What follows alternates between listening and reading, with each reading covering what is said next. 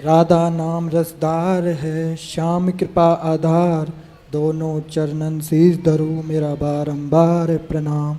जो भी आया इस धाम पर, लो प्रेम से हरि का नाम, सब भक्तों पर बरसे सदा राधे श्याम का प्यार।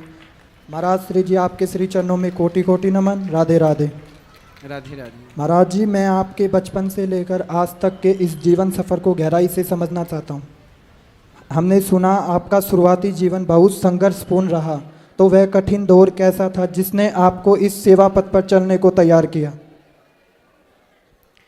बचपन से ही मेरा मन सेवा में लगता था, काम में लगता था, संतों की सेवा में, संतों के पास बैठना, सत्संग करना, सुनना और पांव दबाना। मैं संतों के चरण दबाता था क्योंकि और कुछ कर नहीं सकता था, पैसे थे नहीं तो धन से सेवा संतों की कर नहीं सकते थे। भोजन प्रसादी संत जन आते थे तो घर पे करा देते थे, पर सेवा में करता था पांव दबाने की। सेवा करते करते ही भगवान ने दास को सेवा दे दी। मैंने मांगा कुछ नहीं है, भगवान ने जो भी दिया है सब बिना मांगे ही दिया है। वो अच्छा, भगवान ने देखा, भगवान जब आपको पात्र देख लेते हैं, समझ लेते हैं, तो आपको भगवान सब कुछ दे देते हैं। भगवान अपनी तरफ से कभी कमी नहीं छोड़ते। सेवा करते गए, सेवा, फिर भगवान ने सेवा ही दे दी कि अब वृद्ध माँओं की सेवा करो, अखंड रसोई की सेवा करो। तो सेवा की इच्छाएं थी तो भगवान ने पूरी कर दी। संघर्ष तो जीवन में सारी जिंदगी रहेगा। संघर्ष क्या है? भगवान की सेवा में लगे हैं, अब नहीं लगता कि कोई संघर्ष, ना पहले संघर्ष था ना आज संघर्ष है। अब इसे आप संघर्ष कह सकते हैं, लेकिन संघर्ष कुछ होता नहीं है।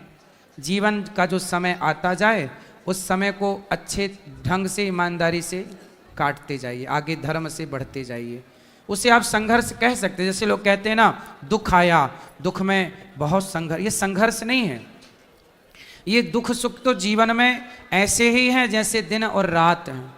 यदि दिन है तो रात भी होगी, रात है तो दिन भी। यदि सुखी है तो दुख भी होगा, दुख है तो सुख भी होगा, हानि है तो लाभ भी होगा, लाभ है तो हानि होगा, अच्छा समय है तो बुरा भी आएगा। इसलिए बुरे समय को लोग संघर्ष कहते हैं, लेकिन वह भी एक समय ही है, अच्छे समय के जैसा। ठीक है, तो गुरुजी, आपको प्रेरणा भी मिली होगी, आपने शुरुआत कैसे किया? मैंने कुछ भी नहीं सेवा किया। कर रहे हैं। मैं इस प्रश्न का क्या उत्तर दूं? मैंने कुछ भी नहीं किया। अच्छा बताओ, वृंदावन धाम क्या व्यक्ति अपनी मर्जी से आता है कि बिहारी जी की मर्जी से? वो तो बिहारी जी की मर्जी होती है, बुलाते हैं जब। तो फिर जब उन्होंने बुलाया तो दास अनिरुद्ध आया, उन्होंने बसाया तो दास बसा, उन्होंने सेवा, उनकी मर्जी के बिना यहाँ पत्ता नहीं हिलता। तो यहाँ जितनी सेवा हो रही है वो मेरी मर्जी से नहीं, भगवान की ही मर्जी से हो रही है। इसलिए मैं ये नहीं कह सकता कि मैंने किया, मैंने नहीं किया, भगवान ने शरीर से ये काम करवाया है। आप इतनी सेवाएं करते हैं फिर भी मीडिया वाले आपको गलत साबित करते हैं, ऐसा क्यों है? क्योंकि मीडिया वालों को अच्छी चीज़ें बर्दाश्त नहीं होती, वो अच्छी चीज़ नहीं देखते। जैसे मक्खी होती है, पूरे शरीर में जाके मावाद में ही, गंदगी में ही बैठेगी, जबकि संत मधुमक्खी की तरह होते हैं।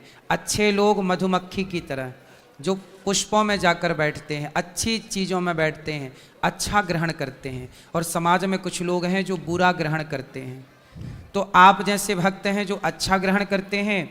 भारत के कुछ पत्रकार, कुछ मीडिया है जो केवल संतों की अच्छाई ना देखकर बुराई देखती है। यदि बुराई वो देख रहे हैं तो भी कोई दिक्कत नहीं है, परंतु वो बुराई देखते देखते सनातन को बदनाम करने का षड्यंत्र चलाने लगते हैं, ये बुरी बात है। आज मीडिया की वजह से ही भारत हिंदू राष्ट्र नहीं बन पा रहा है, क्या ये सही बात है? बिल्कुल, वो क्यों चाहेंगे हिंदू राष्ट्र बने? वो तो हिंदू राष्ट्र के विरोधी हैं, स्वयं विरोधी है। वो भी तो हिंदू ही है ना? वो पता नहीं कौन से टाइप के हिंदू हैं, ओरिजिनल है कि मिक्स हैं, ये डाउट है ना। वो चाहे तो हिंदू राष्ट्र कल ही बन जाए, पर वो ही संतों को गलत साबित करते हैं, अच्छे काम दिखाते नहीं है, सेवाएं हो रही है उन्हें नहीं दिखाते हैं, बुरे काम जल्दी दिखाते हैं। सही है, आप सही कह रहे हैं बिल्कुल। यदि वो दबाव बनाए, वो खुद आवाज़ उठाएं तो बन जाए, कल ही बन जाए गुरुजी। गौ हत्या के लिए वो आवाज़ उठाएं तो गौ हत्या बंद हो जाए। वो खुद नहीं चाहते कि गौ हत्या बंद हो। जी गुरुजी, राधे राधे।